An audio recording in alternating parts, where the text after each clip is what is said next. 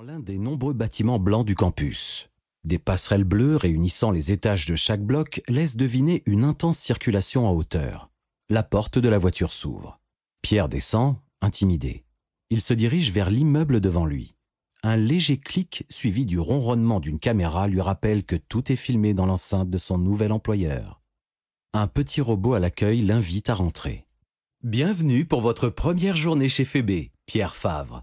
Nous ferons tout pour qu'elle vous soit la plus agréable possible. Je vous invite pour le moment à me suivre à l'étage de la direction de la gestion des talents. » Le Français est surpris par la voix étonnamment humaine de la machine.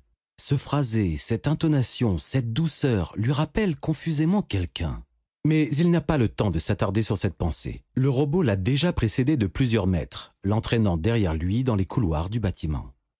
La crise sanitaire du début des années 20 s'est rapidement transformée en crise profonde de l'économie réelle. Industrie, transport, commerce physique ont été plongés de longs mois dans le marasme. L'économie virtuelle en a profité, l'usage des réseaux sociaux, des messageries, des plateformes de contenu, du commerce en ligne a partout explosé. Les géants du net sont sortis plus forts que jamais de l'épreuve, plus proches du politique aussi.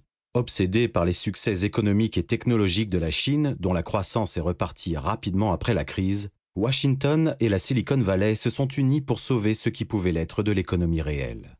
La deuxième partie des années 20 a été ainsi le théâtre d'opérations de fusion-acquisition gigantesques, menées par le secteur du numérique sur des entreprises exsangues de l'industrie, du commerce ou des services. Les deals étaient financés à crédit grâce à la politique monétaire ultra accommodante de la Fed.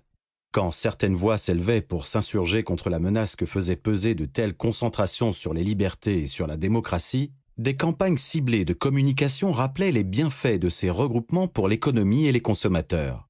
N'avait-on pas sauvé de nombreux emplois? La croissance n'était-elle pas repartie? Et la bourse n'avait-elle pas repris sa course vers les sommets?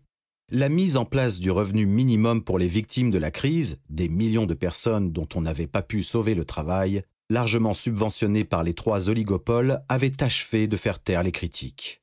Les États-Unis s'enorgueillissaient d'avoir mis fin à la pauvreté grâce à un programme financé par le secteur privé. Conserver l'Amérique au sommet avait été le programme commun de Washington et de la Silicon Valley. Cette ambition de puissance est rappelée partout sur les murs du couloir que parcourt Pierre. Avancer vite et casser les codes. Faire l'histoire. Exiger l'excellence. Connecter les hommes et changer le monde. Réussir l'impossible, s'imposer ou disparaître. La philosophie de la maison est explicite. Le jeune homme l'a d'ailleurs expérimenté à ses dépens à sa sortie de l'école. Il a longtemps résisté aux sollicitations de recrutement de Phébé et préféré se lancer comme producteur audiovisuel indépendant. Cependant, il s'est vite rendu compte que son projet, visant à promouvoir le cinéma d'animation pour adultes, n'avait pas sa place sur le marché actuel de la distribution. Les plateformes vidéo, salles de cinéma et chaînes de télévision sont maintenant toutes contrôlées par trois majors américaines, chacune détenue par l'un des titans. Celles-ci lui ont fait comprendre que ces films ne correspondaient pas aux attentes des consommateurs. Pierre a eu beau leur démontrer, analyse de données à l'appui, qu'il visait une catégorie de la population certes réduite, mais à fort pouvoir d'achat et potentiellement rentable. Les portes se sont toutes fermées. Alors qu'il sombrait, incapable de rembourser ses dettes, Phébé est venu lui tendre une main secourable, acceptant finalement de distribuer ses deux premières productions sous réserve de quelques modifications mineures, mais surtout de la promesse de son recrutement dans son unité Entertainment. Le géant lui a proposé un poste de Chief Data Analyst, consistant à participer à la conception de films et séries en apportant aux équipes créatives ses capacités d'analyse du comportement des consommateurs. La proposition salariale jugée indécente par la plupart de ses camarades de promo a entamé un peu plus sa résolution.